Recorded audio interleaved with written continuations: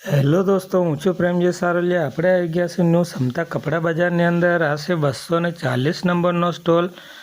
અહીંયા તમને coat set વગેરે, થ્રી પીસ વગેરે, સરારાની પેર, ગરારાની પેર તમને બધું અવેલેબલ છે। આવી કોટીવાળી જો થ્રી પીસ વગેરે તમારે જોઈએ, કલર ચાર્ટ પણ આમાં મળી જશે, સાઇઝ વગેરે પણ મળી જશે।